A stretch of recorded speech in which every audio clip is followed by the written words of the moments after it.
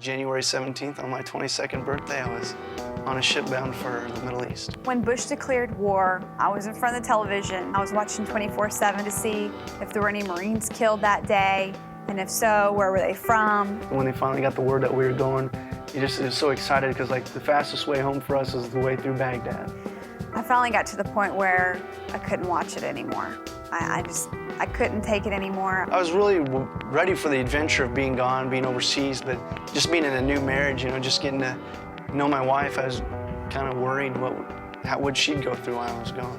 I think for the first time in my life, I had the hardest time not worrying.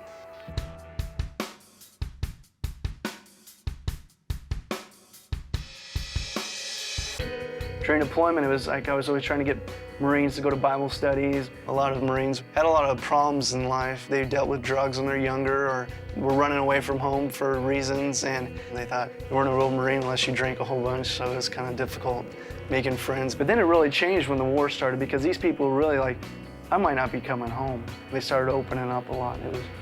It was an awesome thing that God was working in.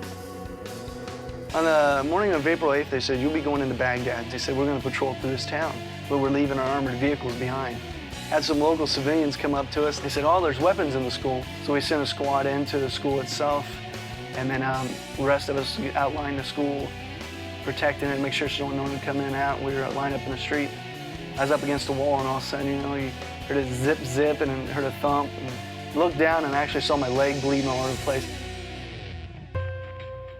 We got a phone call, and they said, is this Corporal Amstutz' wife? My heart skipped a couple beats, and he said, I just want you to know your husband's all right, but he was shot by an enemy sniper outside of Baghdad.